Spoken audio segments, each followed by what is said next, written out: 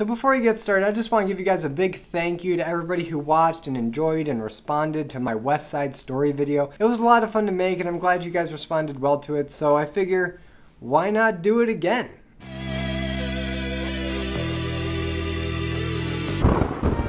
Revenge of the Remakes. The Music Man. So like West Side Story, The Music Man was a late 50s Broadway smash hit that in the early 60s got a theatrical release. And in the 2000s it was remade with modern filmmaking sensibilities, but that's about where the comparisons to West Side Story stop. Because while West Side Story was a musical that I enjoyed and I saw a lot of potential and it had good music, I was never the biggest fan of West Side Story.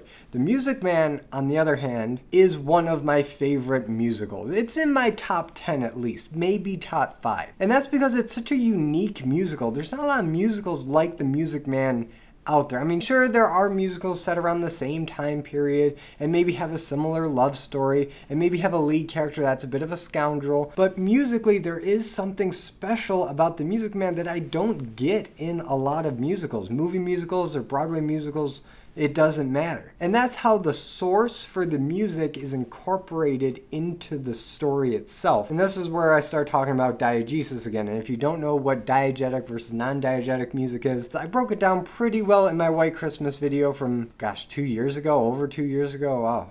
Time flies. But basically, if the characters in the story can hear the music playing and the music has a source that we can see and identify in the movie, it's diegetic. If the music is there but it's only playing for the audience's benefit and nobody in the story can actually hear it or respond to it, then it's non-diegetic. But what The Music Man does so well is that if you look at the music from that lens, it really blurs the line as to what's diegetic and what's non-diegetic in impressive and creative ways. And I guess this is where we're going to start in the comparison. Now, the original, released in 1962, and the remake, made in 2003, are basically the same when it comes to the music. The music itself doesn't get changed that much. You still have all the songs. They're still in about the same place as they were. There is one change that I noticed, and I just watched both of these movies and it's already getting a little vague, but in the 2003 version, Marion sings this kind of love song to her mother about, you know, she just wants an honest man, a gentleman.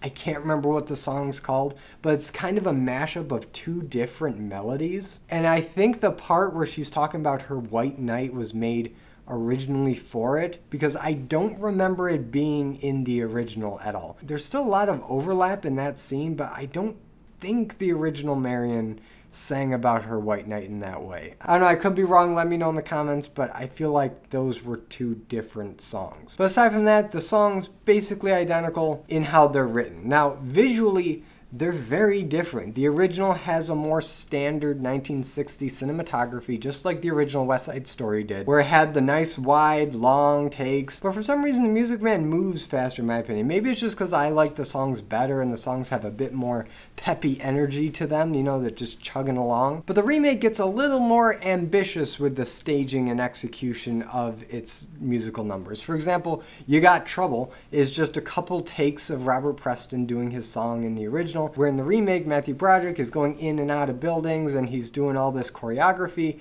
and it's visually more impressive. The camera is doing a lot more, not just in staging and blocking, but in the angles that they get. And there's a lot more like above straight down shots in this version. The only problem is sometimes the editing can get a little too ambitious with this version. For instance, with Lyda Rose, you know, you got the barbershop quartet singing, and then you have Marion on her doorstep singing Sweet and Low, and the two just blend so well. And it's that audio mix and it just makes it one of my favorite songs because it's so cool how the two melodies bounce off each other. I love that. But in the original, they keep it fairly simple. You have a shot of the barbershop outside and you have a shot of Shirley Jones outside, and it's this kind of split screen thing. It almost looks like you're watching a stage. And there are two sets going on at the same time, and they're both spotlit and everything else is darkness, but you can actually see the two voices bouncing off of each other. It's pretty cool. In the remake, they try something a little different where they dissolve back and forth from Marion and the barbershop, and it's this kind of back and forth, very slow dissolve, so there's a lot of overlapping visuals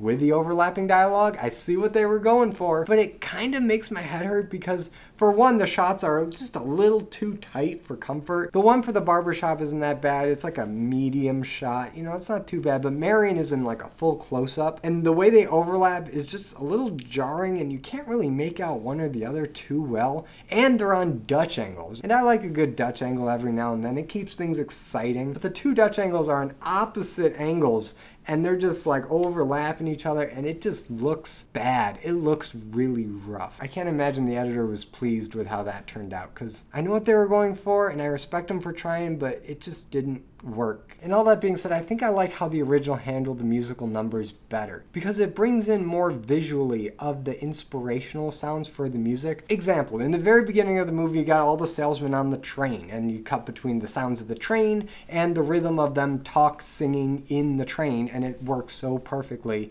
It's amazing. It's a great opener. And yes, the remake does the same thing too, but it brings in kind of a subtle musical score underlaying the talking and the train noises, where the original, it's just the voices and train noises, and the music is all in your head because there's no music actually playing. And I like it when musicals do that, when it makes songs out of just noises that you hear and there's a musical quality to it without actually injecting music into it. One more thing about the music before I really talk about the cast. The remakes dance numbers go on way too long. And while the original had dancing sequences, you know, the Shapoopy, the Marion Librarian song, you know, they dance in the library and it goes on for a bit. And 76 trombones, you know, you're in the gymnasium, everyone's dancing and marching and having a grand old time. And the remake takes all that, but then extends it, and the dancing is not nearly as fast-paced and energetic as the original was.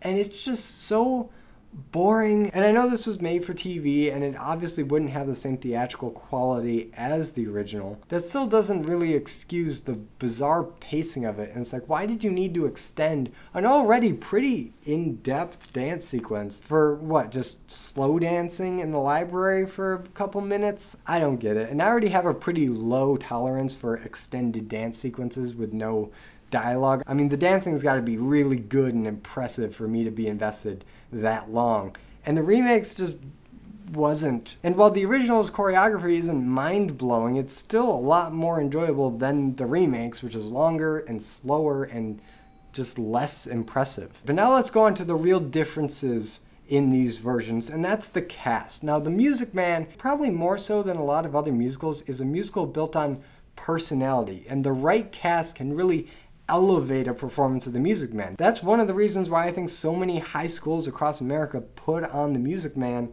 on a regular basis. I know mine did, and I think the reason is, well, for one, the rights are probably not that ridiculously expensive, so that's a good reason. Also, about half the cast doesn't have to have a great singing voice. The only person that really needs a good voice is Marion, and all the rest of the guys can just be passable at best. But probably the third biggest reason is because the writing is so great that it gives the actors a lot of room to kind of create their own performance out of it. The script lends itself for actors to kind of put their own spin on it and make it their own. And let's start with a minor character, Mayor Shin. In the original, he's played by Paul Ford, and Paul Ford brings all the personality he can to it. You know, he's this big blowhard. He gets words wrong all the time. He kind of loses his train of thought. He's kind of an idiot, but he's so confident, and he'll just go in and not really think about it. And most of the time it'll backfire, or he'll get distracted or confused, and he'll have to reset. But it's so entertaining to watch him gun for Harold Hill this whole musical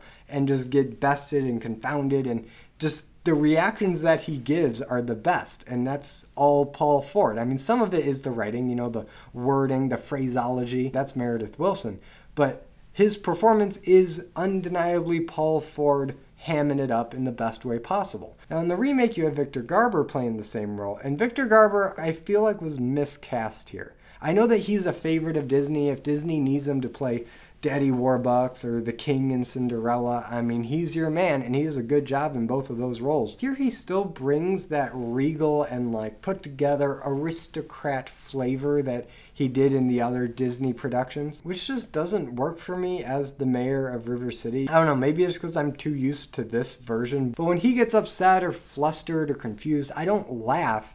I'm just like, huh.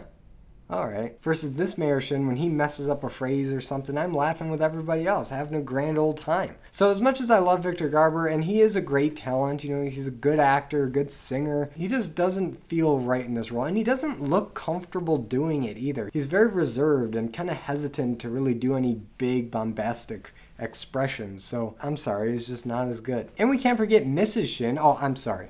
Eulalie McKetney Shin. And this is no contest. The original Eulalie McKetney Shin wins hands down for one reason, and one reason alone, is when she rises at the end and Mr. Shin tells her to sit down, and she sits down, and then she gets tugged on and she's like, no, I'm gonna stand up. She gives the best stank face of anybody in either version of the movie. It's great. It makes me laugh every time. Just look at it. It's amazing. It's great. Now, another kind of thankless role that's in this production is that of Marcellus. And in the original, he's played by the legendary Buddy Hackett. And in the remake, he's played by David Aaron Baker. And this is one that I keep going back and forth on because David Aaron Baker arguably has more musical and dancing talent than Buddy Hackett does, but Buddy Hackett, you know, Scuttle from The Little Mermaid, he's just such a ball of energy and fun. And he's got that voice that, yeah, when he's trying to hit the high notes in Shapoopy, maybe a little grating. But when he's just talking, you know, he's a nice guy. He's charming. And, you know, I can't really say anything that bad about him. But Baker's Marcellus isn't bad either. You know, he has that same kind of friendly energy, but he's got those shifty eyes where you could believe that he used to pal around with Harold Hill and scam people, and that he was kind of a pickpocket and thief, and he's kind of turned his life around since. And like I alluded to earlier, he can dance. You know, he has some good choreography in the Shapoopy. He handles the choreography well. He's entertaining to watch, and honestly, I don't know if I really have a favorite here, but I think I might be leaning towards the remake a little bit just because of the shifty eyes and that kind of criminal element that he brings up a bit more. And this is an interesting bit of casting to compare is Winthrop, you know, Marion's little brother who's got a lisp. In the original, he's played by Ron Howard. Yes, that Ron Howard when he looks, I don't know, maybe 8 years old at this time. And in the remake, he's played by Cameron Monaghan. Yes, that Cameron Monaghan. And that Cameron Monaghan. Yeah, weirdly enough, both Winthrops have went on to be a part of Star Wars projects for Disney. You know, Ron Howard directed Solo, and Cameron Monaghan was the Jedi in Jedi Fallen Order. I don't remember his name. I never played the game. Don't get mad at me. I'm a Star Wars fan, but I don't need to consume everything Star Wars. But that was him. And it's really weird seeing both these guys in their 8-year-old self. It's just kind of funny to see how far both their careers have gone since playing Winthrop in The Music Man. But I have to give it to Ron Howard. He's just a weirdly good child actor, and I believed every minute of it. Whereas with Cameron Monaghan, he did fine, but you know, there were some times where I'm like, yeah, kid, you're gonna grow into your acting ability in a few years. And aside from Howard being great at acting at that young age, I think I also found the moment where he wanted to be a director. And it's in the scene where him and Marion and Mrs. Peru are singing Gary, Indiana together, and he's pointing at everybody, and you can tell that he's really enjoying that pointing and that cueing the singing. I think that might have been the seed for his directing passion later in life. Alright, let's break out the big guns. Who had the better Marion? The only character in the musical that really needs to have a good voice. And we got Shirley Jones and Kristen Chenoweth. And yeah, those are some powerhouse voices. I mean, they're both great singers. They've both done so much in the world of musicals. What can I really say about them? They're both fantastic. And I don't know, maybe I'm just still upset that she was Maleficent in Descendants, which just made absolutely no sense. I mean, the movie doesn't make sense to begin with, but that casting, I don't get. But I don't know, there's something about her Marion that just doesn't seem quite right. It works, and she's fine in it, and yeah, she has a really good voice, but I don't know. I just like Shirley Jones better, and that's just my opinion. But now, let's talk about our Harold Hill. And I've avoided talking about it because I wanted to save it for now when I can really dig into why Matthew Broderick as Harold Hill just doesn't work on any level whatsoever, and Robert Preston is still the man. And it comes down to a couple of things. For one, I don't like Matthew Broderick most of the time. I think he's kind of an overrated actor, singer, dancer, performer. I know he's won awards. I just don't see the appeal to him because he always makes the same stupid face. There are a couple roles where I do kind of like him in it. You know, Ferris Bueller's a classic, and I thought he was alright as Simba in The Lion King. And of course, my personal favorite Broderick performance War Games. You know, that Cold War classic that kind of just became a bit more relevant now that I think about it. But those exceptions aside, my problem with Broderick is that he always plays this wide-eyed innocent, you know, and he talks at like the top of his voice. He's got a high voice, and it just makes him seem younger and just more innocent and childish. And when he's being this manipulative con artist, is trying to get in the pants of the music teacher, and he even sings a song with Marcellus about doing that very thing, I just don't buy it. I don't buy Matthew Broderick as a con artist at all. He doesn't have the charm or the charisma. He doesn't have the ruggedness or the fast talking or the wit or the quips or the meanness at times to really sell that character. And I just don't buy it because he's like, oh, I'm Matthew Broderick and I was born yesterday. Can you explain this to me? It just doesn't work as Harold Hill, and Robert Preston is the complete opposite of that. Preston played Harold Hill on Broadway, and it was that experience where Meredith Wilson was like, okay, we gotta bring back Robert Preston in this film version because he's the only one that can do it. And they might be right because Preston has that energy. He is 100% selling every scene he's in. When he needs to pitch something or con someone or manipulate someone, he's there, and he has such energy and personality that I'm like, yeah, I mean, you're kind of a terrible person, but I'll buy it. I'll buy what you're selling. You're just so committed to it. I kind of have to admire that. But he also plays it a lot more world-weary and cynical than Broderick does. Broderick's just got that boyish earnestness that just doesn't work, where Preston is like, no, I'm a man. I've been around the block. You know, I'm broken and I'm doing all this because that's the only thing I know how to do, and I've got this scam timed down to the last brakeman's hand on the last train out of town. And the fact that Preston is not a great singer and that he kind of sings all of his songs in this movie